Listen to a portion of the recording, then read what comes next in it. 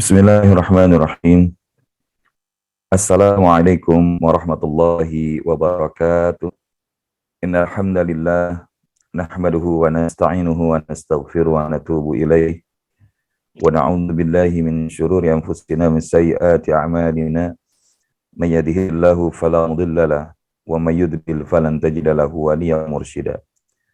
Asyhadu an la ilaha illallah wahdahu la syarika lah wa asyhadu anna nabiyyana Muhammadan abduhu wa rasuluhu la nabiyya wa la rasula ba'da.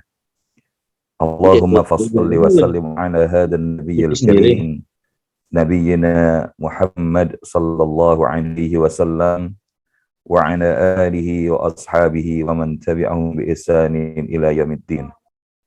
Amma ba'd. Subhanaka la ilma lana illa ma 'allamtana innaka antal alimul hakim.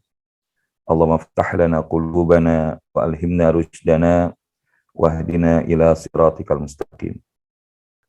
Ya Allah, Engkaulah Rabb sebaik-baik yang memberikan kami karunia. Engkaulah Rabb sebaik-baik yang maha penyayang di antara yang penyayang. Engkaulah Rabb sebaik-baik pemberi rezeki dari setiap rezeki yang kami peroleh. Maka ya Rabb, jadikan pagi ini adalah di antara pagi yang Engkau berkahi lagi Engkau rahmati, sehingga menjadikan kami mampu mensyukuri segala nikmat yang telah Engkau anugerahkan bagi kami. Dan ya Rabb, jangan jadikan kami menjadi orang-orang yang kemudian menjadi kufur atas nikmat yang telah Engkau berikan kepada kami. Ampuni seberat apapun dosa-dosa yang pernah kami lakukan di sepanjang hidup kami. Karena Engkaulah Rabb yang maha pengampun lagi maha penyayang. Ya Rabbana, hujamkan pemahaman di dalam apa yang kami lakukan pada subuh ini. Sehingga pemahaman akan ilmu yang kami peroleh bukan sekedar menjadi tambahan pengetahuan, melainkan menjadi tambahan kebaikan amal yang mengundang rahmat dan ridha yang mujibas sa'ilin. Rabbi syrah li sadri wa yassir li amri wahlul 'uqdatam min lisani yafqahu qawli. Rabbana atina min ladunka rahmah wa hayyi' lana min amrina rasyada. Yang sama-sama kami hormati Ketua DKM Masjid Al-Aqsa Permata Bintaro beserta segenap jajaran pengurus, Bapak Ibu jamaah salat subuh Masjid Al-Aqsa Permata Bintaro, dan segenap Bapak Ibu jamaah Ta'lim Ahad Subuh yang insya Allah kesemuanya senantiasa diberkahi dan dirahmati Allah Subhanahu wa Ta'ala. Sebelumnya kembali Al-Fakir menyapa, bagaimana kabarnya Bapak Ibu pagi hari ini? Alhamdulillah. Semoga semuanya Allah tetap jagain, Allah tetap rahmatin. Dalam keadaan apapun, dalam setiap aktivitas, bagaimanapun yang kita lakukan di pagi hari ini. Dan seperti yang tadi sudah disampaikan, Alhamdulillah, Al-Fakir juga dalam kondisi safar di daerah Ciamis, karena insya Allah, sebagaimana lazimnya di hari Sabtu Ahad, kami mendapatkan amanah kelas-kelas private pola pertolongan Allah di beberapa daerah. Dan oleh karenanya, meski demikian pagi hari ini tidak menghalangi kita untuk kembali dapat bermuajah, karena kita hari ini ya bukan hanya saja hidup di dunia nyata, tapi juga sudah terkoneksi di dunia maya, dan inilah yang kita sebut dengan dunia datar.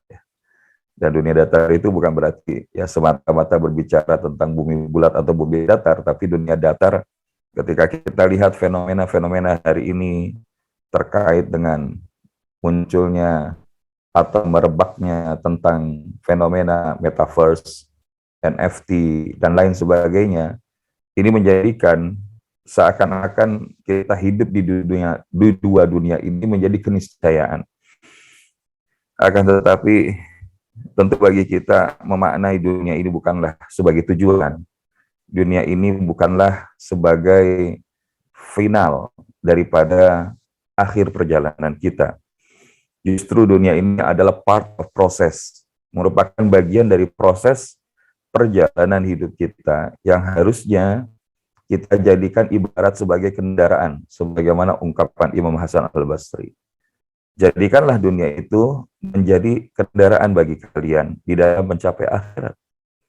Ya, karena maka itu akan menghantarkan kita kepada kebahagiaan. Wa mal hayatud dunya illa mata'ul ghurur. Sebaliknya ketika kita menjadikan dunia ya yang mengendarai kita gitu ya. Jadi bukan kita yang mengendarai. Kalau kita jadikan dunia itu kita kendarai menuju akhirat, maka itu yang akan dijadikan sebagai dunia mazra'atul akhirah. Akan tetapi ketika kita menjadikannya bagaimana dunia ini malah mengendarai kita, kita hidup ngikut apa maunya dunia, maka itulah yang akan menghancurkan kehidupan kita. Dalam arti kehancuran di dunia dan bahkan juga kehancuran di akhirat. Dan kita tidak ingin hal itu terjadi. Dan salah satu jalan agar kita kemudian tidak mengalami kehancuran di dalam perjalanan ini, tentu kita perlu pengetahuan. Tentu kita perlu bekalan, kita perlu pemahaman akan rambu-rambu di dalam hidup di dunia ini berikut dengan aturan-aturannya. Karena ketika kita hidup kemudian tidak sekedar tahu Allah, tapi kenal Allah, maka kita akan tahu inginnya Allah. Dan jika seseorang tahu inginnya Allah, maka dia akan hidup sesuai dengan inginnya Allah dan bukan dengan inginnya diri. Karena dia ingin hidup sebagaimana yang Allah mau dan bukan sebagaimana yang dirinya mau. Karena dengan demikian Allah akan menuntun kita. Allah akan menemani kita. Allah akan memberikan taufik dan hidayahnya kepada kita, sehingga dengannya kita menjadi orang-orang yang selamat dan pada akhirnya memperoleh kesuksesan fid dunya wal akhirah. Amin ya rabbal alamin. Dan untuk itulah di antara sarana mendapatkan pengetahuan, bekalan, pemahaman akan aturan-aturannya atau aturan-aturan Allah, maka adalah ketika kita dimudahkan oleh Allah Ta'ala di dalam rangka menghadiri majelis ilmu ini. Sebagaimana yang kita lakukan pagi hari ini, sehingga dengannya insya Allah, Allah memantaskan kita untuk dimudahkan jalannya menuju surganya Allah. Man salaka tariqan yaltamisu fihi ilman, sahalallahu bihi tariqan ilal jannah. Sebagaimana ungkapan yang disampaikan dalam satu hadis Nabi SAW, atau kama qala Nabi SAW, yaitu barang siapa yang memudahkan jalannya menuju majelis ilmu, maka Allah akan memudahkan jalannya menuju surganya Allah Subhanahu wa taala. Semoga Bapak Ibu jamaah baik yang hadir secara offline maupun yang hadir secara online dimudahkan mendapatkan dan memperoleh jannahnya Allah Subhanahu wa taala. Salawat dan salam semoga tercurah selalu kepada sebaik-baik teladan Nabi kita Muhammad sallallahu alaihi wasallam beserta sahabat, keluarga dan mudah-mudahan sampai kepada kita umatnya yang istiqamah di dalam mengamalkan sunnah beliau hingga akhir hayat kita nanti. Wa ba'd, Bapak Ibu jamaah yang dirahmati Allah, pagi ini insyaallah kita akan melanjutkan daripada pembahasan mengenai the calmness sustenance, ya, bagaimana kita memperoleh rezeki ketenangan di dalam hidup kita sebagai salah satu anugerah di dalam rangka menikmati perjalanan cinta kita padanya. Dan Bapak Ibu, semoga yang hadir hari ini semua dikaruniakan kemudahan-kemudahan mendapatkan rezeki itu. Amin ya rabbal alamin. Dan sekecil apapun nikmat, hakikatnya perlu untuk terus kita syukuri gitu ya. Karena di antara jalan kesyukuran itu adalah ketika kita mampu mensyukuri sekecil apapun nikmat yang Allah berikan kepada kita. Sehingga kalau kita hari ini mengukur nikmat itu hanya nikmat yang besar-besar saja, bukan tidak mungkin kita akan jadi orang-orang yang meremehkan daripada nikmat-nikmat tanda kutip yang kecil yang Allah berikan kepada kita. Padahal tidak sedikit dengan nikmat yang kecil itu, ketika kita mampu syukuri dengan baik, maka Allah akan anugerahkan nikmat yang jauh lebih besar. Dan Nabi Shallallahu Alaihi Wasallam mengingatkan, man lam yashkuril qalil, wa lam yashkuril katsir. Barang siapa yang dia tidak bersyukur dengan yang sedikit, maka dia akan tidak mampu untuk bersyukur dengan yang banyak.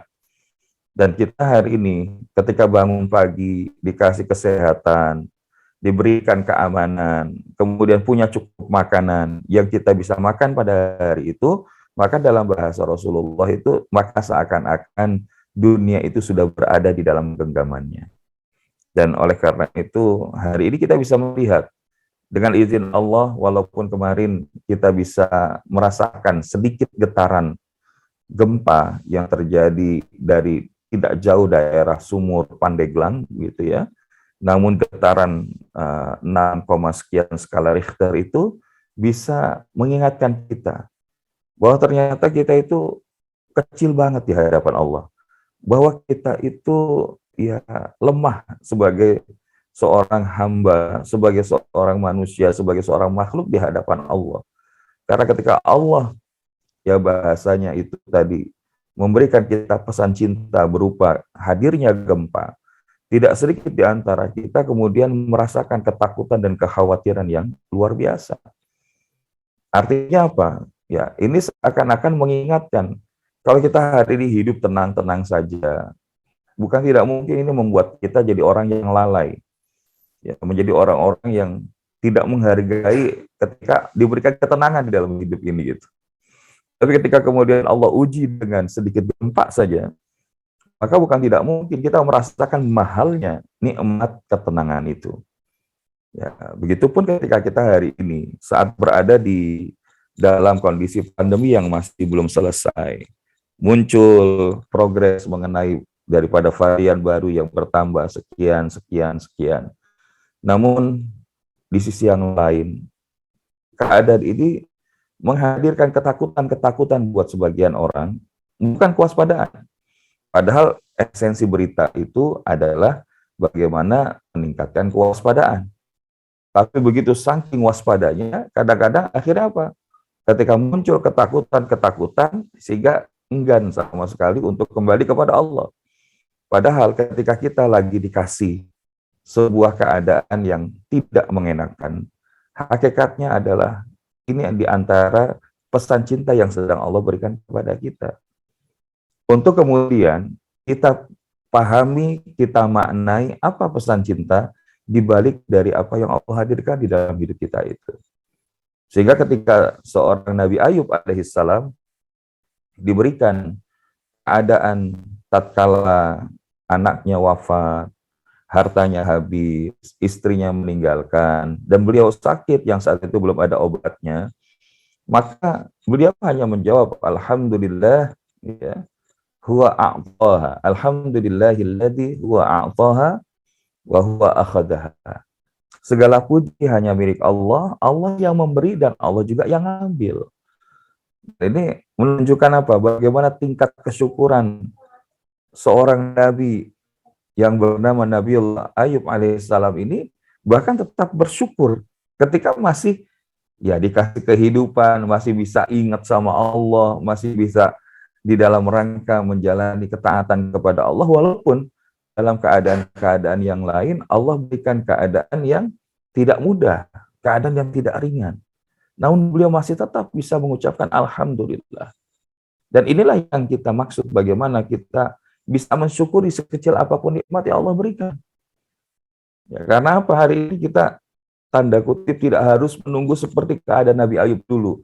Diuji daripada dihabiskan hartanya, diwafatkan semua anak-anaknya, kemudian ditinggalkan oleh istrinya atau pasangannya, bahkan dikasih dengan penyakit yang hari itu belum ada obatnya. Karena apa? Nggak harus menunggu keadaan seperti itu baru kita bersyukur. Tapi ketika kita hari ini tadi sehat, aman, dan punya cukup makanan yang bisa dimakan, maka ini sudah menjadi salah satu standar kesyukuran yang harusnya terus kita tingkatkan di hadapan Allah. Dan di sisi yang lain, ketika kita kemudian mampu untuk senantiasa menjadi orang-orang yang terus membangun kesyukuran secara vertikal, maka juga tidak berhenti di level vertikal, tapi bagaimana kita juga tetap terus bersyukur di ya dimensi horizontal. Dan ketika kita lihat bagaimana kita bersyukur di dalam dimensi horizontal, maka disebutkan dalam satu hadis Nabi lain, la yashkurullah man lam yashkurun nas. Tidak atau belum dianggap bersyukur kepada Allah barang siapa orang-orang yang dia tidak bersyukur kepada manusia lain. Kama qala Nabi sallallahu alaihi wasallam, lam yashkurun nas wa lam yashkurullah. Orang yang tidak bersyukur kepada manusia, maka manusia lain yang menjadi jalan Allah hadirkan nikmat baginya, maka dia dianggap tidak bersyukur kepada Allah Subhanahu wa taala. Maka termasuk kalau hari ini kita diberikan nikmat memiliki orang tua, maka itulah di antara jalan kesyukuran kita. Maka ketika kita hari ini dikasih nikmat bekerja, kita kemudian menggunakan amanah itu dengan sebaik-baiknya, maka itulah di antara jalan kesyukuran. Termasuk ketika kita hari ini hidup bermuamalah dengan tetangga kita, dengan sesama jamaah masjid, bahkan kepada orang-orang di luar sana yang mereka tidak seberuntung dengan kita dan kita diizinkan oleh Allah untuk berbagi dengan mereka. Inilah yang menjadi kekuatan daripada dimensi kemanusiaan itu sendiri. Power of giving. Karena hari ini ketika berbicara dunia datar, ya ketika ke depan metaverse ini bisa menjadi satu keadaan yang tidak bisa ditolak atau keadaan yang kemudian menjadi keniscayaan hidup dalam hidup kita, sebagaimana kita hari ini hidup di dalam kondisi hibrid, offline, online, online, offline gitu ya, maka ke depan bukan tidak mungkin ya keadaan-keadaan yang kemudian seseorang nggak harus cukup keluar, ya seseorang nggak perlu keluar rumahnya untuk kemudian dia melakukan segala aktivitas karena dia punya avatar di satu dimensi dunia maya begitu ya, dan kemudian di situ kemudian berlaku sebagaimana kehidupan kita di dunia nyata gitu, dan kita nggak bisa bayangin kalau kemudian hari ini ya keadaan itu semakin dekat, karena ketika misalkan berbicara di antara ya perusahaan-perusahaan yang sudah mulai berpikir untuk mengadakan ke sana, ada perusahaan Meta yang notabene adalah daripada Facebook ya. Ya karena Facebook ini populasinya 3 miliar gitu ya. Dan hari ini negara mana populasinya itu ya diantaranya mencapai angka 3 miliar. Kalaupun ada mungkin hanya satu atau dua negara. Dan ini adalah merupakan sebagai sebuah challenge bagi kita untuk terus menjaga dimensi kemanusiaan. Itu salah satu kita ngaji seperti ini ya. Sehingga walaupun ya ini dilakukan secara terpisah karena ada satu keadaan yang membatasi, namun mudah-mudahan ini bisa terus kita dawamkan. Bapak Ibu yang sudah istiqomah datang ke masjid, sholat subuh berjamaah, setelah itu kemudian mengikuti kajian ini, maka mudah-mudahan dimensi kemanusiaan itu tetap terus Allah jagain di dalam hidup kita. Dan insya Allah ketika kita semakin senang untuk berbagi kepada manusia lain, termasuk mereka orang-orang yang mendapatkan ujian-ujian kemalangan di dalam hidupnya, maka ini adalah jalan di antara pertolongan Allah di dalam hidup kita. Karena Nabi menjanjikan wallahu fi aunil abdi maka al abdu fi aunil akhihi. Dan Allah akan menolong seorang hamba selama hamba itu menolong hamba Allah lainnya. Dan hari ini peluang itu terbuka lebar ya. Terbuka lebar, baik yang ada di sekitaran kita, baik yang ada di dalam negeri kita, baik termasuk saudara kita yang berada di luar sana. Dan oleh karenanya, kita berlindung kepada Allah daripada keinginan-keinginan yang bisa menjebak kita. Dalam bahasa lainnya, desire trap. Ya. Karena tidak sedikit ketika keinginan-keinginan kita melampaui daripada kebutuhan-kebutuhan kita, ini akan mengeluarkan kita, mengambil kita keluar daripada momen atau momentum keadaan masa kini. Ya. Jadi ketika bicara tentang jebakan-jebakan keinginan, karena seseorang manusia itu hidup, hakikatnya memang punya keinginan. Ya. Dan keinginan ini bukan tidak mungkin berupa pilihan. Sebagaimana hari ini kalau kita bicara, manusia itu kan diberikan pilihan mau jalan kesenangan atau jalan ketenangan, kan itu. Jalan kesenangan atau jalan ketenangan. Kenapa bicara jalan kesenangan, jalan ketenangan? Dalam bahasa Al-Qur'an ya fa'alhamaha fujuraha wa taqwaha. Karena kebanyakan jalan untuk kepada kefujuran itu bukan tidak mungkin, ya seakan-akan terlihat tampilannya itu kesenangan-kesenangan. Tapi sebetulnya ini adalah kesenangan yang menipu tadi gitu ya. Kesenangan yang menipu tadi. Ya. Kesenangan yang seakan-akan kita anggap sebagai sebuah kebenaran, mendatangkan ketenangan, tapi akhirnya justru malah kemalangan gitu ya. Ya, sementara wataqwaha, jalan ketakwaan itu ya jalan ketenangan lah ya. Kenapa jalan ketenangan? Karena ya, qad aflaha man zakkaha. Maka berbahagialah, bergembiralah orang-orang yang mensucikan jiwanya. Maka di titik inilah orang-orang yang mendapatkan ketenangan daripada keinginan-keinginannya, maka mereka lah yang kelak mendapatkan kemenangan. Jadi kuncinya kita hijrah dari kondisi jalan yang kita pilih bukan cuma sekedar kesenangan, tapi kita pilih jalan ketenangan. Karena orang yang senang belum tentu tenang, tapi yang tenang insya Allah pasti senang. Dan ketika dia dalam kondisi tenang, maka semakin dekat untuk menjadi orang-orang yang menang. Nah, apa di antara yang kemudian keinginan-keinginan menjebak di dalam hidup kita itu? Di antaranya bukan tidak mungkin. Pertama, sibuk memikirkan yang belum ada, lupa mensyukuri yang sudah ada. Betul nggak Bapak Ibu? Sibuk mikirin yang belum ada, lupa mensyukuri yang sudah ada. Ya. Karena dalam hidup kita hari ini, ya tadi, kan bukannya Ustadz kita kan hidup ini ya berprogres lah, kita pengen hidup kita lebih baik. Betul. Nanti kita akan belajar ya, bahwa ternyata yang namanya life satisfaction, kepuasan hidup itu adalah ketika enjoying lebih besar daripada wanting. Ya, sekali lagi, life satisfaction, kepuasan hidup itu sederhananya adalah ketika enjoying, menikmati itu lebih besar daripada wanting. Hari ini banyak orang ya wanting, pengen punya ini, pengen punya itu, mengupayakan segala cara. Tapi begitu sudah punya, ternyata itu harus dibayar dengan apa? Kesehatannya yang kemudian terganggu, masa hidupnya yang habis mengejar keinginan itu, tanpa sempat untuk menikmati. Ya, maka sebetulnya bagi seorang muslim ketika dianugerahkan harta bukan tentang seberapa banyak yang kita simpan untuk diri kita, tapi bagaimana seberapa bermanfaat dari apa yang telah Allah titipkan itu kepada orang-orang lain, sebanyak mungkin orang di luar kita. Jadi kalau kita hari ini dititipkan Allah berupa harta, berupa jabatan, berupa ilmu, maka jadikan itu sebagai sebuah jalan untuk kemudian mewujudkan keinginan agar dapat ridhonya Allah. Karena kalau kita hari ini sibuk mikirin yang belum ada, lupa mensyukur yang sudah ada, kadang-kadang kita meremehkan apa yang sudah ada. Contoh, ketika kita pengen, ya kemarin itu ada salah satu contoh, seorang pensiunan gitu ya, seorang pensiunan pengen punya mobil gitu ya, pengen punya mobil. Akhirnya datanglah ke pameran mobil, dan begitu sampai di pameran mobil, karena memang beliau ingin beli mobil, beli.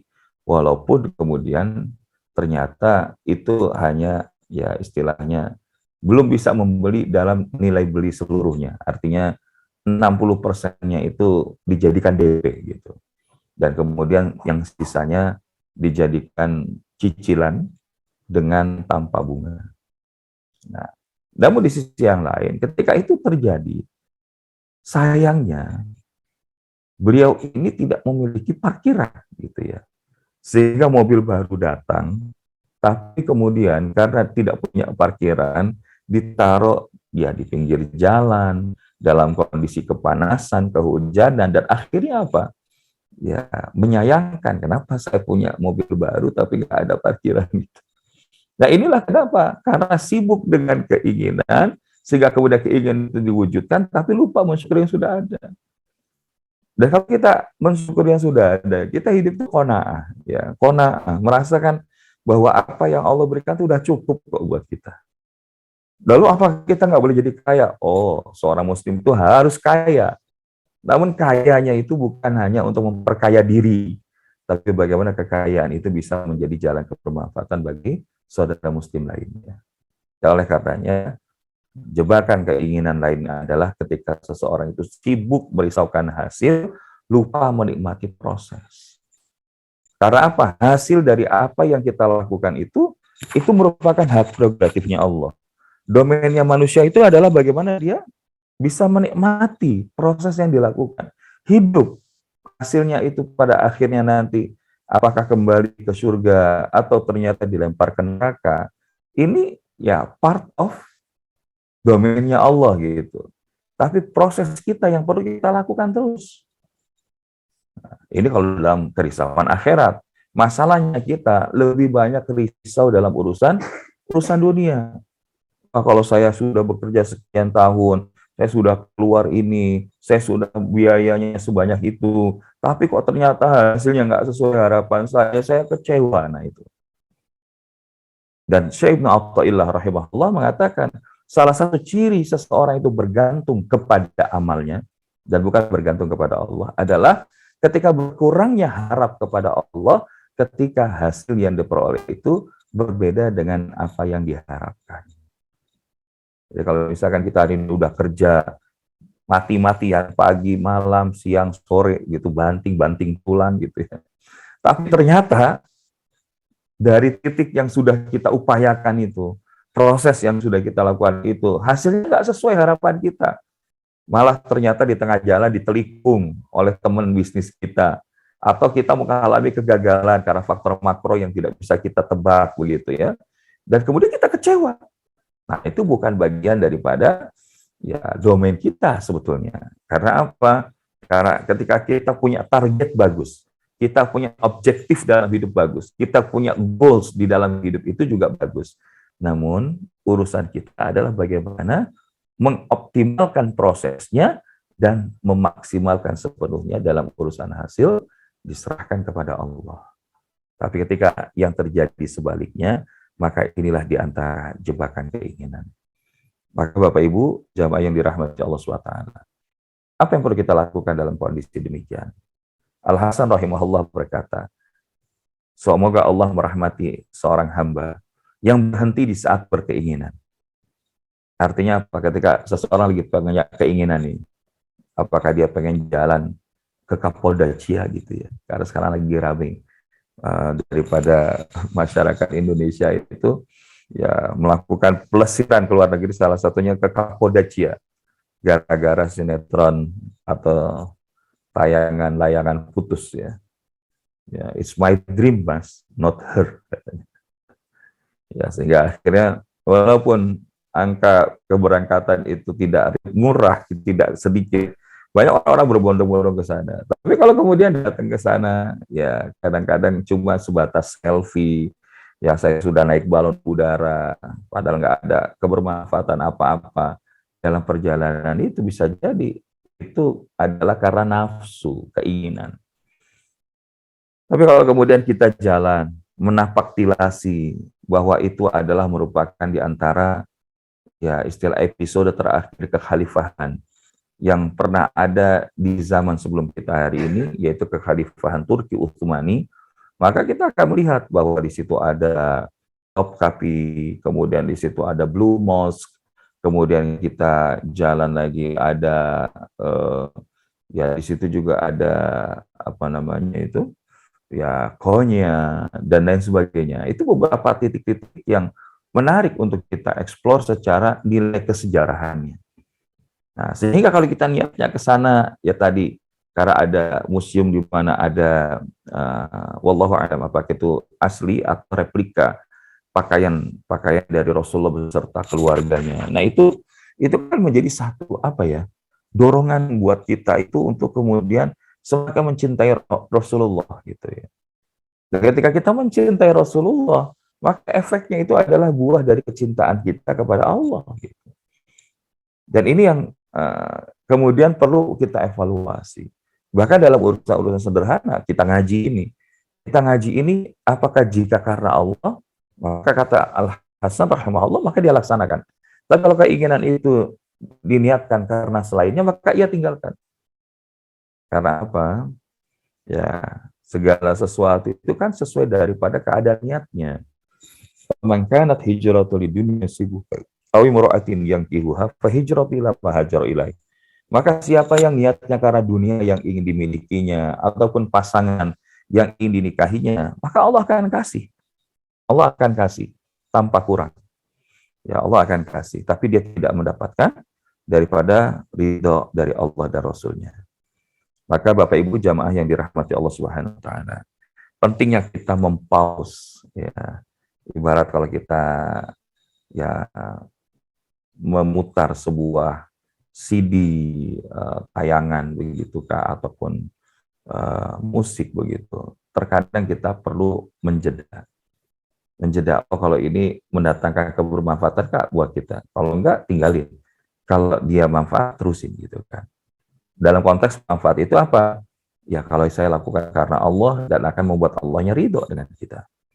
Ya, karena inilah yang kemudian menjadi salah satu perangkat-perangkat yang menghadirkan dengan izin Allah anugerah rezeki ketenangan itu dalam hidup kita. Maka kita perlu mengetahui bagaimana keinginan yang jernih itu.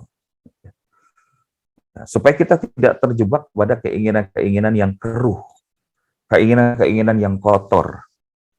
Karena kenapa perlu kita bicara tentang bab keinginan ini sebelum tentang bagaimana kita memaknai mendapatkan anugerah rezeki ketenangan itu? Ya, kalau tadi kan ya sibuk pada hasil bukan pada proses.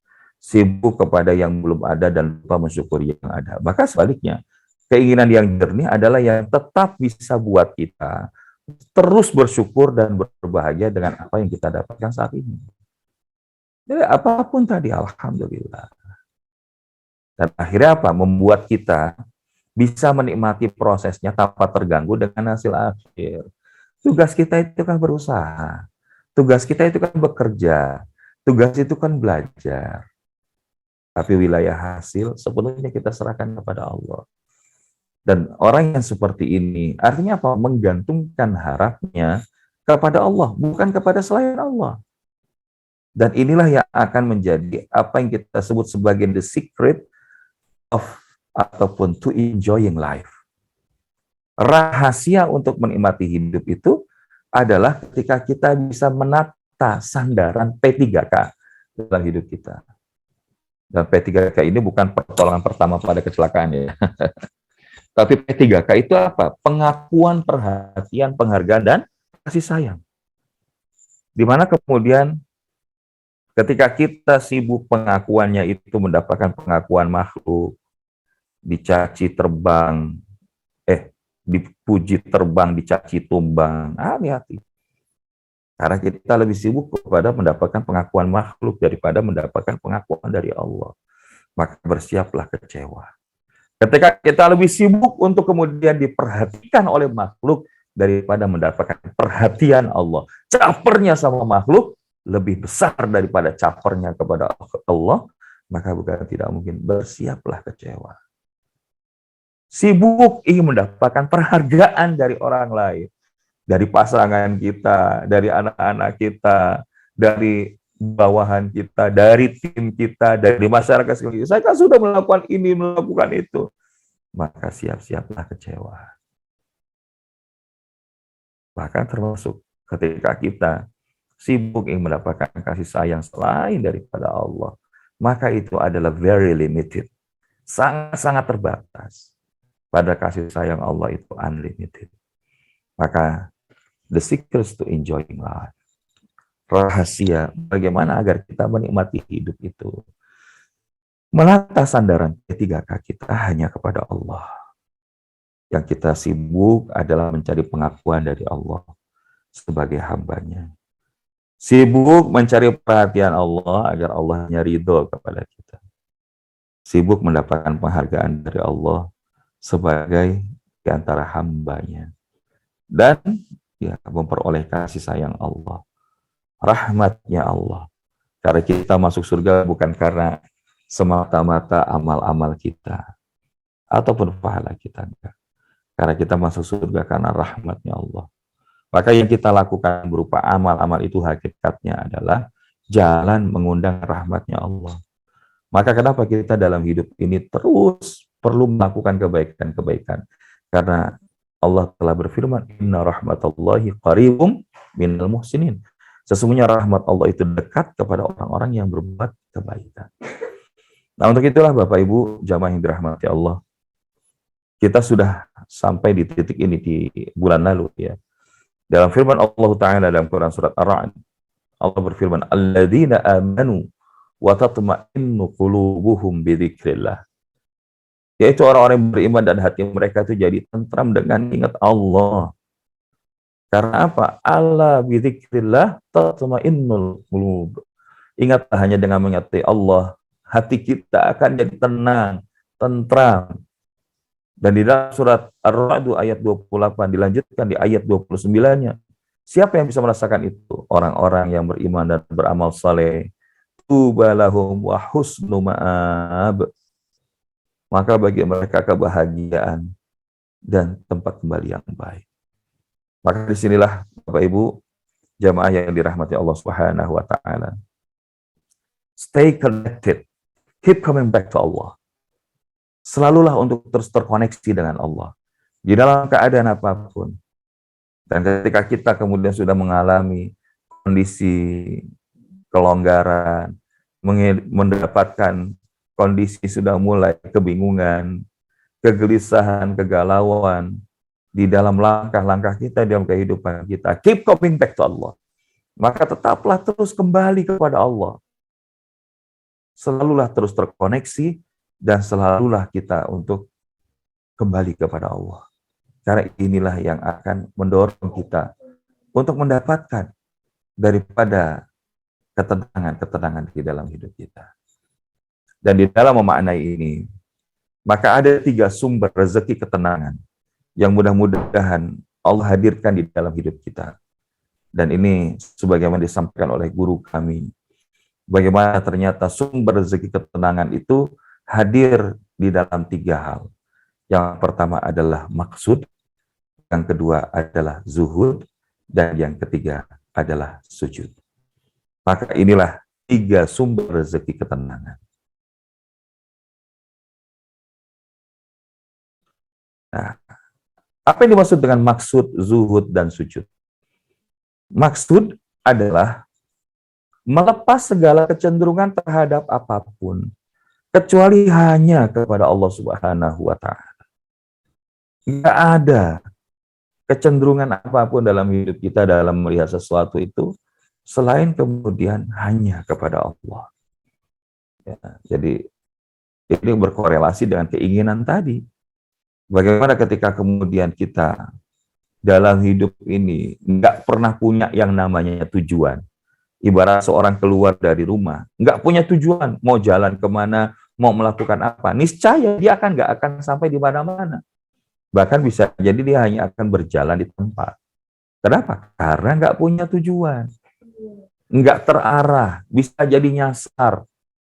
Maka kita nggak pengen hidup kita itu nyasar, nggak punya arah, sehingga akhirnya kemudian jadi orang yang senang marah-marah. Gitu. Karena apa? Dia nggak punya maksud di dalam hidupnya. Padahal bagi orang-orang yang beriman, tidaklah kemudian maksud di dalam hidupnya kecuali apa? Kecuali hanya kepada Allah Subhanahu wa taala. Kalau dia kerja, ya kerjanya itu untuk Allah, mencari ridha Allah. Kalau dia datang ke pengajian, kalau dia sholat, kalau dia berkeluarga, pokoknya dalam wilayah ubudiyah. Ya, baik yang sifatnya kemudian vertikal maupun horizontal. Tidak ada maksud selain hanya ingin merayu Allah. Karena ketika seseorang itu kemudian menjadikan Allah sebagai maksudnya, maka inilah yang kemudian terrefleksikan dalam lafaz doa. Ilahi anta maksudi wa ridhaka matlubi a'tini muhabbatika wa ma'rifatika a'tini ridhaka wa radina kulli khadaika khairihi wa syarri. Ilahi anta maksudi, ya Allah. Engkaulah tujuan hamba di dalam hidup ini, ya Allah. Karena kalau bukan Allah yang kita tuju, maka itu akan mengalami kefanaan. Maka itu tidak akan mendapatkan keabadian. dan itu belum tentu juga menjamin kepada ketenangan, apalagi jalan kemenangan. Tapi ketika kita sudah jadikan Allah itu tujuan kita, ridhonya yang kita harapkan di dalam hidup ini, apapun yang kita lakukan, Allahnya ridho enggak? Kalau saya jadi pemimpin, Allahnya ridho enggak?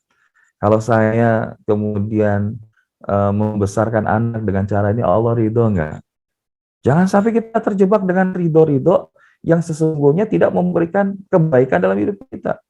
Termasuk ketika kita berbicara hari ini, fenomena spirit doll, ya, atau doll spirit, ya, nggak tahu bagaimana lafalnya itu. Bagaimana boneka-boneka yang dianggap kemudian diasuh sebagaimana anak sendiri karena di situ ada arwah atau ruh yang masuk, maka wa'iyadzubillah, itulah di antara harapan-harapan palsu. Itulah di antara harapan-harapan palsu. Nah, saya nggak singgung lagi masalah sesajen, ya. Karena kalau kita memang menuju kepada Allah, sekali lagi, ya ini bagian yang perlu kita luruskan. Karena ketika kita meyakini ada kekuatan tandingan lain selain daripada Allah, maka bukan tidak mungkin kesyirikan itulah yang menghadirkan kerugian dan kemalangan dalam hidup kita. Makanya Nabi menjamin, man mata la yusyriku billah, ya, man mata la yusyriku billahi syai'an dakhalal jannah. Atau kama qala Nabi sallallahu alaihi wasallam. Barang siapa seseorang itu wafat dan tidak berbuat kesyirikan dengan sesuatu apapun, maka dia akan dimasukkan ke dalam surganya Allah. Nah, hari ini kita perlu memaknai apa yang memang Allah hadirkan di dalam hidup kita berupa warisan leluhur, kearifan lokal. Ini perlu juga didudukan dengan tinjauan-tinjauan syariat. Ketika warisan leluhur itu memiliki nilai kebaikan dan tidak bertentangan dengan syariat, maka kenapa tidak untuk kita lestarikan? Tapi kalau kemudian sebaliknya, maka kita berlindung kepada Allah. Jangan sampai kita mengundang kemurkaan Allah di dalam hidup kita. Misalkan ketika kita hari ini ingin cari rezeki, tapi cari rezekinya itu dengan yang meyakini hal-hal selain daripada Allah, misalkan ya mengantongi apa istilahnya isim, azimat, ya, ataupun hal-hal lain yang kemudian kita yakin wah kalau saya pakai ini bisnis saya bakal laris gitu, ya. Nah itu ya hati-hati kalau dia tidak sesuai dengan tuntunan Nabi Shallallahu Alaihi Wasallam serta para sahabat salafun salih dan para ulama yang ikhlas, maka niscaya itu bisa menjadi amalan tertolak. Karena apa? Hanya ridho Allah yang kita tuju. Dan Allah nggak akan ridho kalau ada seorang hamba itu mencari ridho selain daripada ridhonya, gitu. Makanya kita minta kepada Allah, a'tini mahabbatika wa ma'rifatika wa muqarrabika. Karuniakanlah ya Allah kepada hamba rasa cinta kepadamu, pengenalan kepadamu, dan juga kedekatan hamba kepadamu ya Allah. A'tini ridhaka wa radina, karuniakanlah kepadaku ridhomu dan ridho kepadamu atas segala bikulli qada'ika khairihi wa syarri, atas segala ketetapan kita, atas segala ketetapanmu baik atau buruknya ya Allah.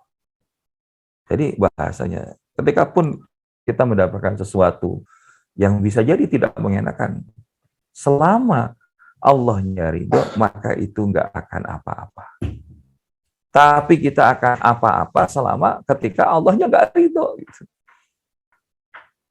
Dan tadi, selain daripada Nabi Ayub, Nabi Yusuf, ridho ketika Allah tetapkan dia berada di dalam penjara di kerajaan Mesir. Karena dia nggak ingin mencari bahasanya ridho rajanya Mesir. Lantaran apa? Difitnah oleh Zulaikha. Sehingga bahasanya penjara lebih disukai oleh Nabi Yusuf daripada harus bermaksiat, berzina dengan Zulaikha. Dan dia juga nggak mau berbohong. Nggak mau berbohong. Padahal pada saat itu Zulaikha sudah berbohong. Tapi Nabi Yusuf mengatakan, tidak seperti itu kejadiannya. Maka kemudian ya alat pembuktiannya itu adalah bajunya bagaimana keadaannya. Kalau robek dari depan berarti itu memang Nabi Yusuf yang ingin melakukan ketidakbaikan kepada Zulaikha. Tapi kalau misalkan robek belakang bajunya, maka itu mesti adalah yang sebaliknya. Dan ketika ternyata dilihat adalah sobeknya di belakang, robeknya di bagian belakang, maka untuk menutupi skandal ini, ya kalau bisa dikatakan skandal gitu ya, skandal daripada Zulaikha, maka bukan tidak mungkin. Salah satunya adalah bagaimana menghukumi Nabi Yusuf alaihissalam untuk berada di penjara. Namun ketika Nabi Yusuf ridho, apakah kemudian Nabi Yusuf itu tidak menjadi mulia? Justru semakin Allah angkat. Dan di dalam episode Al-Quran, kisah Nabi Yusuf ini termasuk kisah yang paling lengkap, ditaruh di dalam satu surah sendiri. Maka ada surah Yusuf itu. Dan episode hidup Nabi Yusuf itu istilahnya kalau dalam bahasa guru kami, Abi Amir Faisal Fat itu, ibarat roller coaster. Ketika beliau ya menjadi anak kesayangannya daripada ayahnya Nabi Yakub alaihissalam, ya. Nah, ketika bermimpi menyampaikan bahwa yang lain sujud kepadanya, maka dibilang hati-hati Yusuf. Akhirnya abang-abangnya memang melihat dan ada kecemburuan, dibawalah ke hutan, diletakkan di sumur, ditinggalkan. Ternyata ketika Nabi Yusuf ridho dengan keadaan ini, ternyata apa? Allah menolongnya. Dibawa oleh para ya kafilah dari kerajaan Mesir, sampailah di kerajaan Mesir, kemudian dijual sebagai budak. Nah, ini episode ini masih di bawah gitu. Ketika dibawa, tapi dijadikan budak. Nah, setelah jadi budak, ternyata itu disukai oleh Zulaikha, itu salah satu istri dari Raja Mesir, ya, atau pejabat Mesir. Maka akhirnya, setelah kemudian begitu sukanya dia kepada Yusuf, bahasanya apa? Difitnah. Ya, difitnah setelah sebelumnya dijebak, gitu. Sehingga akhirnya kemudian tadi Nabi Yusuf masuk di penjara. Tapi begitu sudah masuk di penjara, Nabi Yusuf tetap ridho dengan ketetapan Allah. Apa yang terjadi? Maka Allah angkat. Allah berikan kapasitas mentakwil mimpi. Dan pada saat itu Raja bermimpi yang akhirnya hanya bisa diterjemahkan oleh Nabi Yusuf. Dan Nabi Yusuf mengajukan tanda kutip proposal. Angkatlah aku menjadi bendaharawan Mesir, karena sesungguhnya Allah menjadikan aku seorang yang hafizun alim, yang mampu memelihara dan mengetahui ilmunya. Sehingga akhirnya Nabi Yusuf jadi bendaharawan kerajaan Mesir, dan dengan izin Allah akhirnya bisa melewati masa paceklik. Sehingga kita mengenal ada siklus 7 tahunan. Nah, itu salah satunya belajar dari sirah Nabi Yusuf. Dan akhirnya dengan kepiawaiannya itu memantaskan dia menjadi raja daripada kerajaan Mesir. Nah, di dalam kondisi seperti itulah keluarganya tuh abang-abangnya datang karena mereka kan dalam masa paceklik. Sampai akhirnya kemudian mereka mengenali ini Yusuf. Difasilitasi makan, tapi mereka nggak mau makan ya abang-abangnya. Dan kemudian ketika itu kata Nabi Yusuf, apakah kalian takut aku meracuni kalian? Sekali-kali nggak bang kalau bahasa kita. Justru saya bersyukur kepada Allah kalau kalian tidak melakukan tadi ya, membuang Yusuf alaihissalam di hutan. Mungkin nggak sampai Nabi Yusuf itu sampai di kerajaan Mesir sebagai Raja Mesir saat ini. Dan itulah buah daripada apa? Ridho dengan ketetapan Allah. Menjadikan Allah sebagai maksudnya, maka Allah akan angkat beliau. Allah akan angkat seseorang itu. Allah akan angkat hamba itu seberapapun terpuruknya di dalam hidup. Insya Allah. Maka oleh karenanya, jadikan maksud hidup kita hanya just focus on Allah. Tidak yang lainnya. Apapun yang kita lakukan, termasuk kita ngaji ini, just focus on Allah. Kalau kita sudah just focus on Allah, maka yuk, jangan sampai kita jadi orang-orang yang kemudian sibuk dengan selain Allah. Dan inilah yang kita maknai dalam yang berikutnya. Sumber ketenangan berikutnya setelah kita punya maksudnya hanya just focus on Allah, maka yang kedua adalah zuhud. Zuhud itu hidup tanpa tendensi. Keinginan-keinginan yang tadi kita singgung di awal, kecuali hanya menyerahkan segala keinginannya kepada Allah Subhanahu wa taala. Jadi pemanahan zuhud itu bukan berarti hanya compang-camping bajunya, terusnya enggak. tapi dia mencukupkan dunia itu sebatas apa yang ia butuhkan. Ya, hari ini kalau bicara tentang Imam Abu Hanifah, itu kayaknya luar biasa.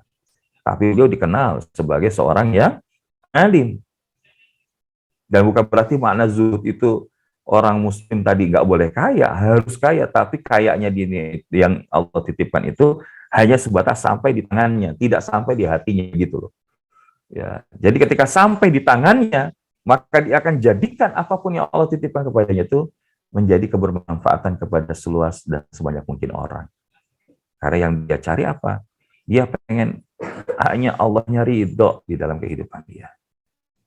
Dan ketika itu, berhati-hatilah terhadap jebakan keinginan yang tadi sudah kita singgung. Karena itu akan membawa kita keluar dari kondisi saat ini. Dan puncak keinginan yang seharusnya itu hadir dalam hidup kita ini, setidaknya terefleksikan dalam doa ini. Ada sebuah potongan doa, Allahumma inna maghfirataka arja min amali wa inna rahmataka awsa'u min dzambi.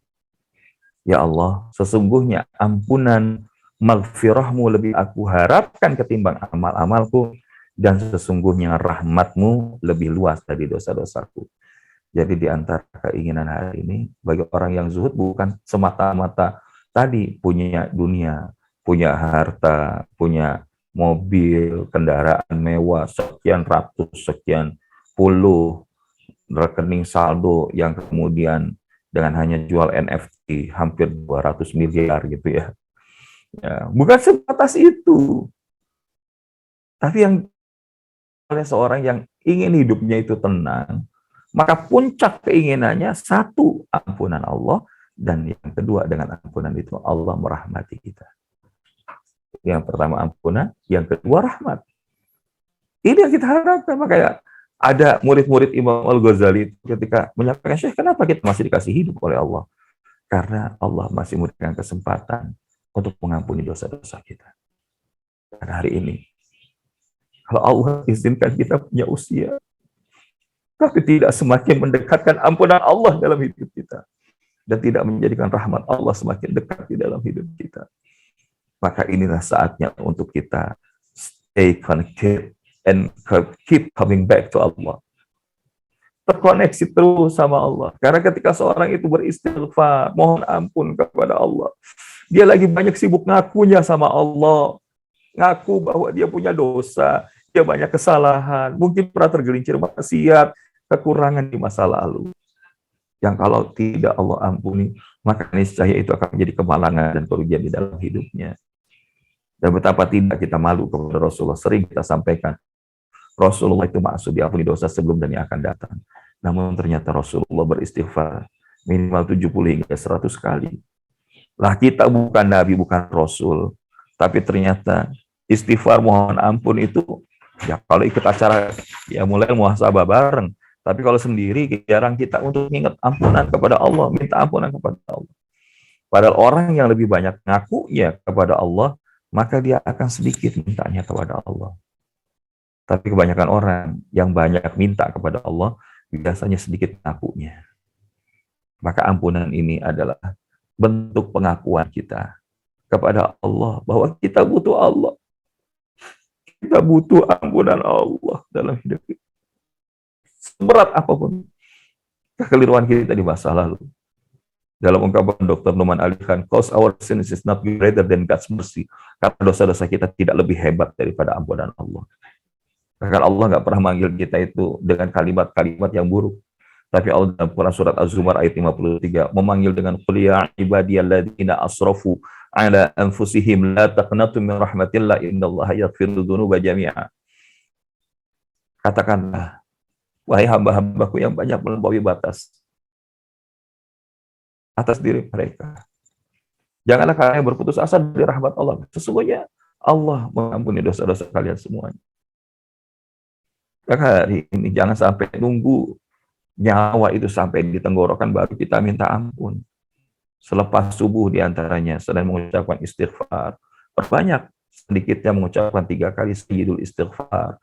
Allahumma anta rabbi la ilaha illa anta khalaqtani wa ana 'abduka wa ana 'ala 'ahdika wa 'adika mastata'tu a'udzu bika min syarri ma sana'tu abu'u laka bi ni'matika 'alayya wa abu'u laka bi dzambi faghfir li fa innahu la yaghfiru dzunuba illa anta. Karena siapa yang menyebutkan, melafazkan, mengingat Allah dengan membaca sayyidul istighfar 3 kali di waktu pagi, 3 kali di waktu petang, maka sekiranya terjadi sebuah kejadian yang menyebabkan ia wafat kembali kepada Allah, maka tercatatkan min ahlil jannah.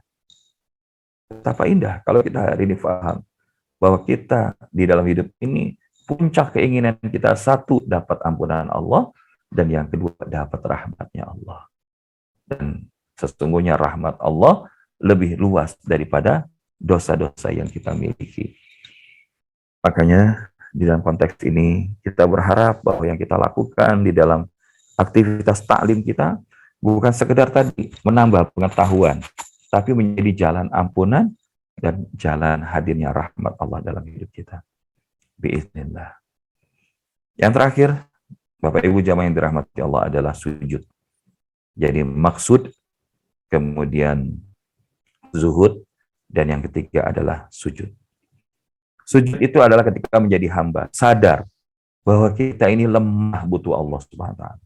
Karena pada saat sujud itu kan kita meletakkan apa yang kita banggakan dengan pikiran kita ini di bawah, mohon maaf, dari tempat keluarnya kotoran. Dan ternyata di sinilah bentuk bagaimana kita lemah, rendah, nol di hadapan Allah Subhanahu wa Ta'ala. Karena sujud adalah merupakan kenangan terindah di dunia. Makanya ketika seseorang merasakan nikmatnya berkhalwat dengan Allah, salah satunya adalah dengan sujud. Pernah ada seorang sahabat, ya Rasulullah, bagaimana agar saya bisa dipantaskan oleh Allah Ta'ala menjadi bagian daripada penduduk ahli surga? Perbanyak sujud, kata Nabi. Bantulah aku untuk dengan memperbanyak sujud. Karena di dalam sujud inilah merupakan jarak di mana Allah menghadirkan kunnya di dalam hidup kita. Apa itu kun? Karena jarak antara masalah kita dan solusi itu adalah sejauh daripada hadirnya kunnya Allah dalam hidup kita. Innama amruhu idza arada syai'an ayyaqula lahu kun fayakun. Dan salah satunya adalah ketika kita perbanyak dalam sujud-sujud kita. Hari ini adalah merupakan kenangan terindah di dunia. Kalau kita hari ini belum menjadikan sujud itu nikmat, maka bukan tidak mungkin sholat kita belum ada rasanya. Terlebih kita hari ini 3 bulan yang akan datang, kurang dari 80 hari ke depan, insya Allah Allah akan hadirkan kembali Ramadan dalam hidup kita, terlepas dalam keadaan apapun, pandemi atau non-pandemi. Tapi salah satu kenikmatan adalah ketika kita bisa sujud. Maka bagaimana mungkin seorang yang sholat malam berjamaah tarawih, tapi menyelesaikan puluhan rakaat hanya dalam belasan menit. Sementara Rasulullah 1 rakaatnya saja itu sedikitnya. Ya, surah Al-Baqarah, Ali Imran, An-Nisa. Dan sujudnya juga selama itu. Tapi kita hari ini merasakan sujud itu seakan-akan sebuah formalitas. Merasakan sebagai sebuah artificial di dalam hidup kita, tambahan saja, bukan sebagai sebuah kebutuhan. Padahal sekali lagi, dengan sujud ini akan menundukkan ego kita, yang merasa kita ini hebat, kita ini luar biasa, kita ini outstanding. Maka hari ini perlu kita sadari, kita ini nggak punya apa-apa, nggak ada apa-apa, dan bukan siapa-siapa, kalau Allahnya nggak ngasih itu buat kita. Dan disinilah kita melatih bagaimana menundukkan ego. Bahkan kita menyadari bahwa apa? Bahwa kaki kita di hari kiamat nanti tidak akan bergerak. Sampai ditanya tentang daripada umur kita dihabiskan buat apa? Ilmunya diamalkan dengan apa? Cara apa? Hartanya diperoleh dari mana? Kemudian dibelanjakannya kemana, serta tubuhnya itu capeknya dihabisin buat apa saja. Hari ini walaupun kita ya menjadikan waktu liburan weekend itu kita bisa aktivitas olahraga, santai, goes. Namun kita ingin sebelum itu kita lakukan, kita hadirkan terus kedekatan kita kepada Allah. Jangan sampai dalam urusan kita kepada Allah itu memberikan waktu sisa. Sehingga itulah yang membuat sujud kita tidak menjadi terasa nikmat. Tapi ketika kita menjadikan Allah prioritas di dalam hidup kita, maka episode sujud itu menjadi episode keindahan yang menjadi jalan ketenangan. Kita tumpahkan air mata kita. Kita hadirkan permintaan dan munajat kita kepada Allah. Maka oleh karena itu, Bapak Ibu jamaah yang dirahmati Allah, pernah Rasulullah itu memberikan wasiat kepada sahabat Mu'adz bin Jabal radhiyallahu anhu. Lantaran apa? Rasulullah mencintai dari sahabatnya itu. Ya Mu'adz, bacalah bacaan berikut di setiap akhir sholat dan jangan engkau tinggalkan. Apa bacaan itu? Allahumma a'inni ala dzikrika wa syukrika wa husni ibadat. Nah, salah satunya kita bisa lakukan ketika sujud terakhir. Di kul diduburin sholat itu kan dimaknai ada ketika kita baca boleh di waktu setelah tahiyat akhir. Fil alamin innaka hamidum majid. Atau kalau kita mau baca Allahumma a'udzubika min adzabil qabri wa min azabin nari jahannam wa min fitnatil mahya wal mamat wa min syarri fitnatil masiihid dajjal. Nah, kita tambahkan Allahumma a'inni ala dzikrika itu boleh. Atau ketika saat sujud terakhir, subhanakallahumma rabbana bihamdika al-maghfirli, atau subhana rabbiyal a'la wa bihamdi, kita tambahkan Allahumma a'inni ala dzikrika wa syukrika wa husni ibadatik. Karena apa? Kita butuh pertolongan dari Allah Subhanahu wa taala. Butuh bantuan Allah Subhanahu wa taala. Untuk apa? Agar kita ditolong oleh Allah di dalam mengingat kepadanya, bersyukur kepadanya, dan terus memperbaiki ibadah kita kepadanya. Karena apa? Kita nggak punya apa-apa. Kita bukan siapa-siapa, dan kita, kalaupun terjadi sebuah keluar biasaan dalam hidup kita, itu karena hebatnya Allah, bukan hebatnya seseorang itu. Sehingga sebagaimana Nabi Sulaiman, dia akan lebih sibuk memuji Allah. Hada min fadli Rabbi. Ini semua adalah kelebihan yang Allah berikan. Wallahu a'lam bishawab. Mudah-mudahan ini disampaikan ini ada manfaatnya, dan semoga Allah memantaskan kita menjadi hamba-hambanya yang mudah mendapatkan ketenangan di dalam hidup ini dengan menjadikan maksud dalam hidup kita just focus on Allah. Menjadikan zuhud tanpa tendensi dalam hidup kita itu, kecuali puncak keinginan kita itu adalah ampunan dan rahmatnya Allah. Serta jadikan sujud sebagai kenangan terindah di dalam hidup kita saat kita mendekat kepada Allah, terkoneksi dengan Allah. Sehingga dengannya Allah akan menghadirkan ketenangan itu dalam hidup kita. Wallahu a'lam bishawab, wal muwaffiq ila aqwamit thariq. Wal afwa minkum, kami kembalikan kepada moderator. Assalamualaikum warahmatullahi wabarakatuh. Waalaikumsalam warahmatullahi wabarakatuh. Alhamdulillah, jazakallahu khair Ustaz atas tausiahnya dan materi pagi ini. Apakah Ustaz masih ada waktu untuk menjawab beberapa pertanyaan Ustaz? Insya Allah ya, ini sampai 6.15 ya. Baik Ustaz. Ini ada 2 pertanyaan dari bulan lalu Ustaz. Seperti ya, janji kita akan menjawabnya di pertemuan kali ini Ustaz. Izin Anda sampaikan yang Anda sudah tulis di chat. Pertanyaan pertama adalah, Assalamualaikum, izin bertanya, apabila kita menanyakan dan memperjuangkan hak-hak yang seharusnya menjadi hak kita, tetapi kita tidak diberikan, apakah termasuk tidak ridho menerima ketetapan Allah Ustaz? Bismillahirrahmanirrahim. I'dilu huwa aqrabu littaqwa. Allah berfirman, berbuat adillah, karena ya berbuat adil itu lebih dekat kepada ketakwaan kepada Allah Subhanahu wa taala. Yang dimaksud adil di sini adalah menempatkan segala sesuatu itu pada proporsinya. Nah, jadi kalau misalkan dalam wilayah hubungan kita bermuamalah, maka tentu dalam sebuah akad yang dilakukan itu ada hak dan kewajiban. Nah, ketika kemudian hak yang sudah disepakati, sementara kewajiban sudah dilakukan, tidak terjadi, maka menanyakan hak itu apakah itu boleh atau tidak? Maka jawabannya boleh. Nah, tapi ketika kita menanyakan hak itu, Ustaz, apakah itu bagian dari tidak ridho? Enggak juga. Karena tadi, bahkan di dalam pandangan para ulama, bahwa antara bekerja dan mendapatkan rezeki, itu ya bahasanya tidak ada hubungannya, gitu ya. Jadi kalau misalkan dibilang, oh bekerja dapatin rezeki, enggak. Kenapa? Karena bekerja ada hak dan kewajiban. Seorang bekerja, maka dia akan dapatkan haknya.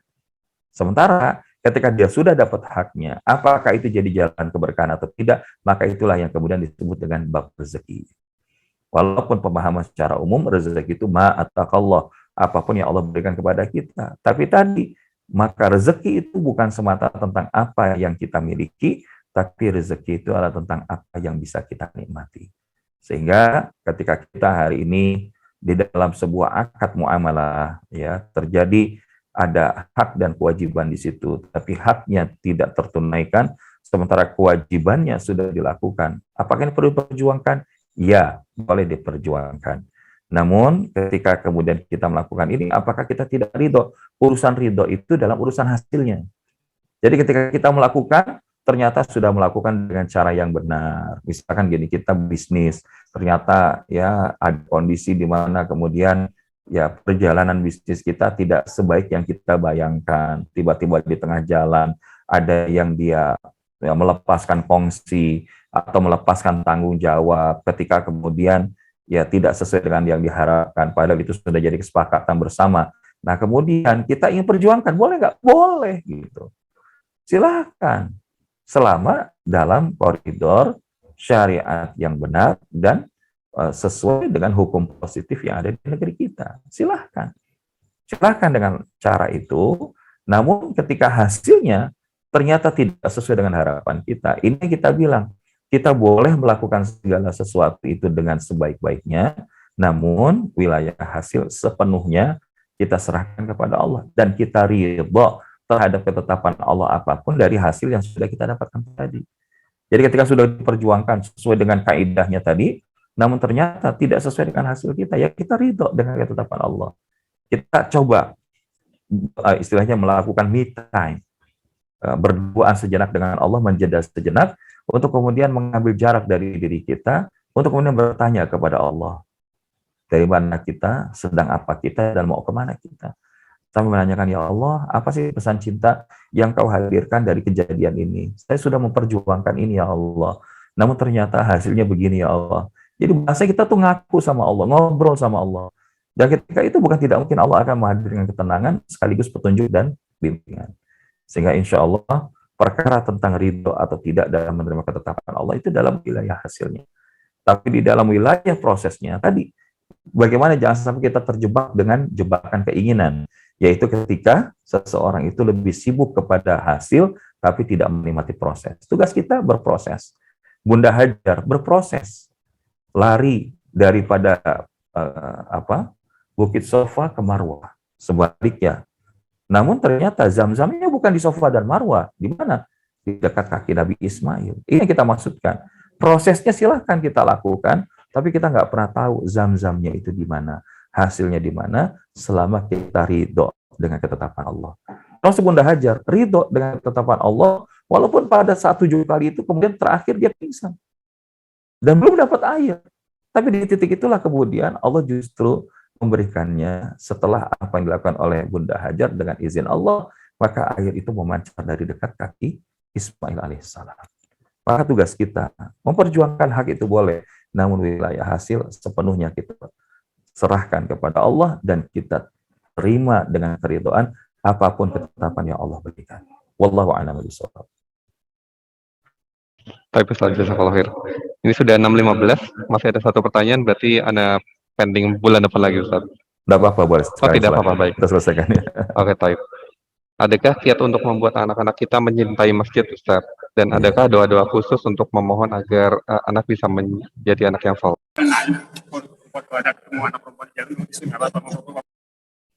Baik, bismillahirrahmanirrahim. Bagaimana kita membuat anak kita mencintai masjid? Yang pertama mulai dari orang tuanya mencintai masjid dulu. Ya, jadi kalau orang tuanya nggak datang ke masjid terus pengen anaknya ke masjid, itu sesuatu yang sesungguhnya jangan sampai kita menjadi orang tua durhaka. Ya, jadi orang tua durhaka memerintahkan anaknya melakukan kebaikan, tapi dia sendiri nggak melakukan kebaikan. Yang kedua adalah mulai membiasakan, ya membiasakan daripada anak-anak itu untuk berada di sekitaran masjid. Makanya ketika kemarin misalkan ya lagi ramai itu Masjid Jogokarian mengadakan acara nonton bareng final Piala AFF itu kan, ya itu kan salah satu bentuk untuk menarik ketertarikan anak-anak itu ke masjid. Ada komunitas hijrah juga yang dibina oleh Ustadz Hanan Ataki di Bandung. Itu dekat masjid itu ada lapangan basket, ada tempat main skateboard buat nongkrong, sampai dibuat kayak begitu. Yang di level sederhana adalah yang dilakukan oleh Masjid Al-Aqsa Permata Bintaro, wifi gratis gitu kan. Karena anak-anak sekarang ya ketika kemudian ya bahasanya hanya dikasih ya, lip service, itu kadang-kadang nggak terlalu interest gitu ya. Tapi ketika mereka ya diberikan ruang untuk di situ kemudian dilakukan ya challenging things gitu ya, bukan sekedar mabar gitu ya, tapi kalau memang kita bisa men-challenge mereka buat coding gitu kan, membuat games-games muslim yang mendidik, why not? Program-program ya dakwah yang kekinian, ya melakukan sosial eksperimen, sehingga mereka akhirnya senang untuk melakukan kebaikan-kebaikan di masjid. Bahkan Al-Fakir dapetin satu masjid yang lain. Nah ini mungkin insya Allah juga mudah-mudahan bisa dimodeling oleh teman-teman di Al-Aqsa Permata Bintaro. Ya, ada satu masjid saya nggak perlu sebutkan di daerah mana, masih di daerah Tangerang, yang kalau sudah urusan untuk apa namanya ini ya tayangan kayak gini, kemudian apa merelaynya ke layanan medsos, itu dikelola sama anak-anak muda semua. Jadi anak-anak remaja masjid itu ya. Kalau sekarang kan ini ya Pak Agu, ini kayaknya sih remaja juga insya Allah ya. Ya remaja sudah parubaya. Ya. Nah jadi mulai diajak keterlibatan mereka.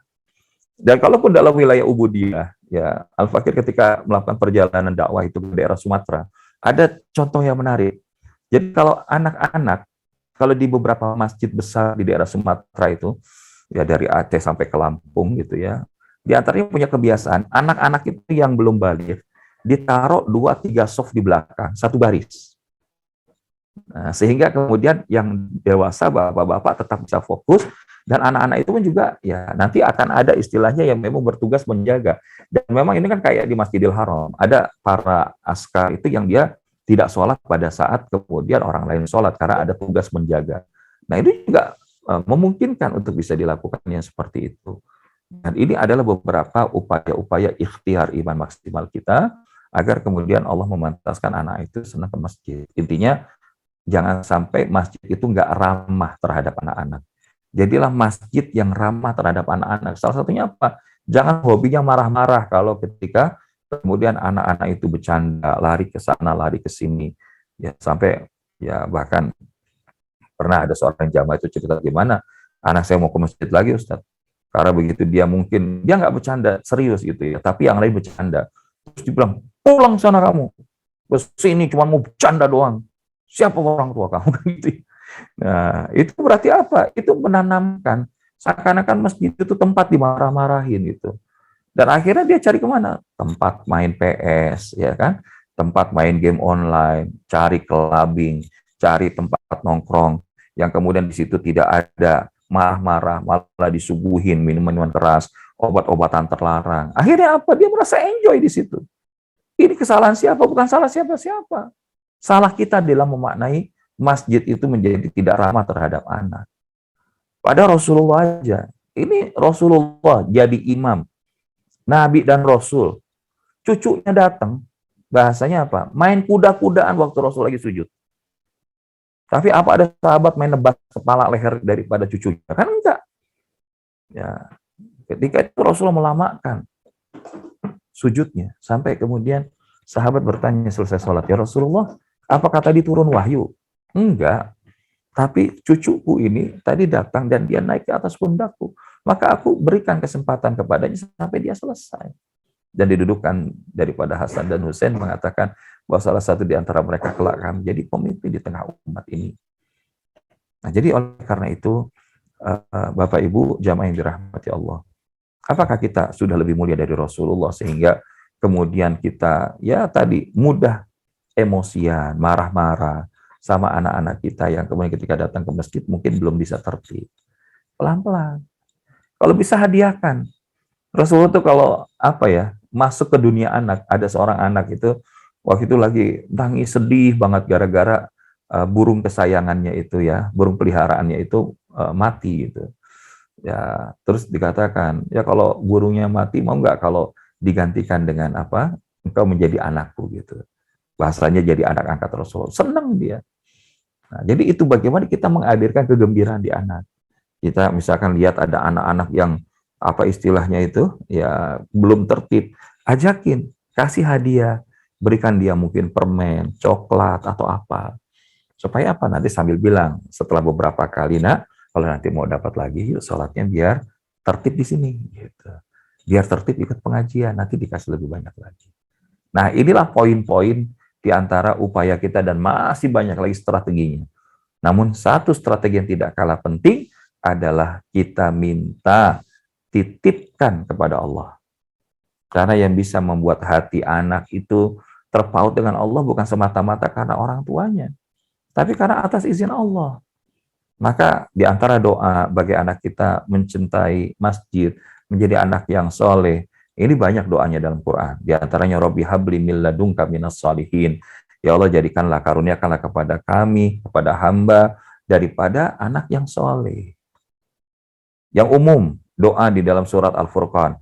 Rabbana hablana min azwajina wa dzurriyyatina qurrata a'yun waj'alna lil muttaqina imama. Nah, ini doa lainnya yang juga insya Allah kita doakan agar anak-anak kita jadi anak-anak yang soleh, menjadi qurrata a'yun, bahkan menjadi min ahli shalah.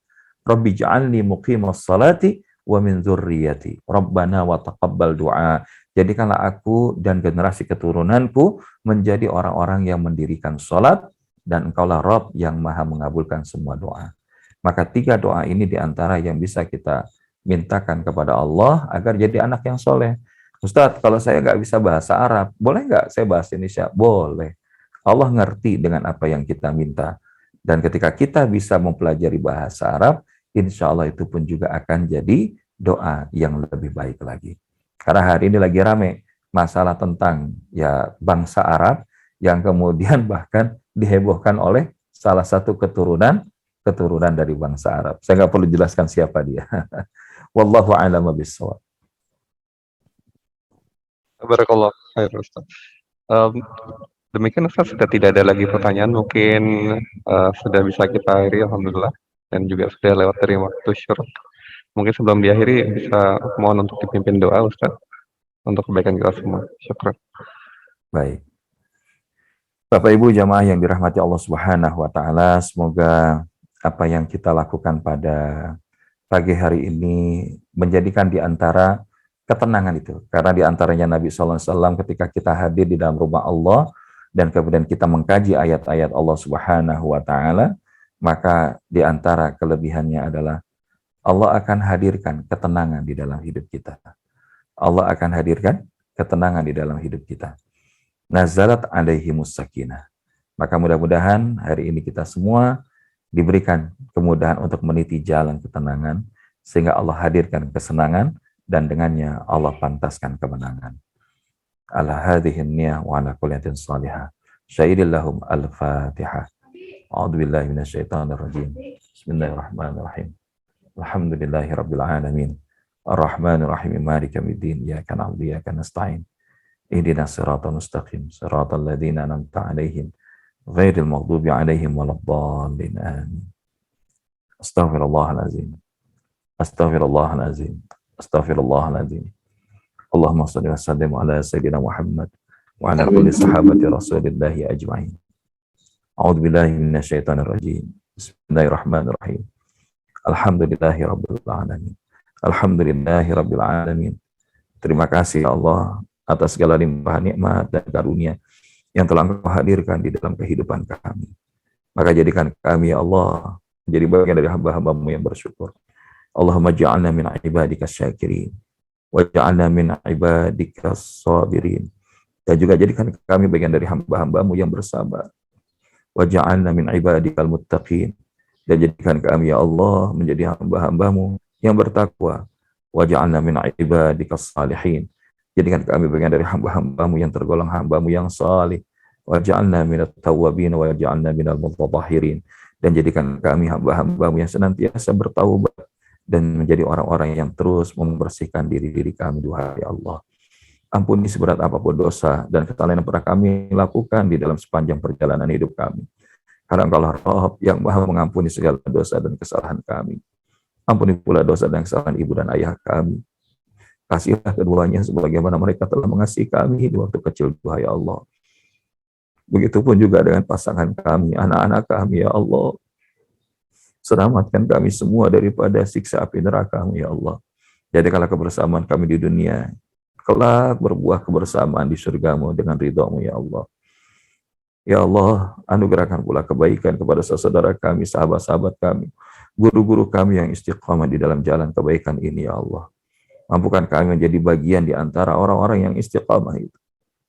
Istiqamah di dalam rangka menjadikan Engkau hanya tujuan dalam hidup kami, ya Allah. Istiqamah untuk kemudian kami menjadikan puncak keinginan kami adalah daripada ampunan dan rahmat-Mu, ya Allah. Dan kami istiqamah untuk bisa menikmati setiap episode sujud yang kami lakukan di dalam hidup kami. Sehingga dengan yang Kau hadirkan ketenangan di dalam hidup kami. Rabb, sekiranya di antara kami hari ini ada yang hati-hatinya sedang gelisah, galau, takut, khawatir, bahkan hatinya hampa, ya Allah, maka hanya Engkaulah yang bisa menutupi semua kondisi kami tersebut, ya Allah. Allahumma ya Rabbana, bukakan pintu mata hati kami, dan berikan petunjuk kepada kami, ya Allah, agar kami bisa terus berada di atas jalan-Mu yang lurus. Rabb, jikalau ada di antara kami hari ini sedang sakit, maka sehatkan, ya Allah. Yang berhajat Engkau sampaikan, ya Allah. Yang berhutang Kau mampu lunaskan, ya Allah. Dan jadikan kami hamba-hamba-Mu yang Engkau izinkan kembali bertemu dengan Ramadan di beberapa hari yang akan datang. Kami rindu untuk bertemu kembali dengan Ramadan, ya Allah. Kami rindu untuk bertemu kembali dengan Ramadan, ya Allah. Kami rindu untuk kembali bertemu dengan Ramadan. Sampaikan kami di Ramadan tahun ini kembali, ya Allah, dalam kondisi yang jauh lebih baik daripada Ramadan sebelumnya. Engkau angkat pandemi ini dengan segera, ya Allah, dengan ridha-Mu ya Mujibas Sa'ilin. Walaupun kami ridha terhadap apapun yang menjadi ketetapan-Mu dalam hidup kami, ya Ilahi, anta maqsudi wa ridhaka matlubi, atini mahabbatika ma'rifatika muqarrabika, ya Allah. Rabbana taqabbal minna innaka antas samiul alim wa tub 'alaina ya maulana innaka antat tawwabur rahim. Rabb, sekiranya Kau tidak mengabulkan doa dan harapan kami, kepada siapa lagi kami akan bermunajat dan berharap? Lindungi daripada diri-diri kami daripada segala fitnah dan mara bahaya serta virus penyakit yang kami tidak sanggup untuk menanggungnya, ya Allah. Karena Engkaulah sebaik-baik penolong dan Engkaulah sebaik-baik penjaga. Fallahu khairun hafizah wa anta arhamur rahimin. Rabbana atina fid dunya hasanah wa fil akhirati hasanah wa qina adzaban nar. Wa sallallahu ala nabiyyina Muhammadin nabiyil ummi wa ala alihi wa sahbihi wa baraka wa sallam.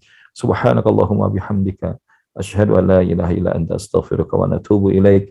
Walhamdulillahi rabbil alamin.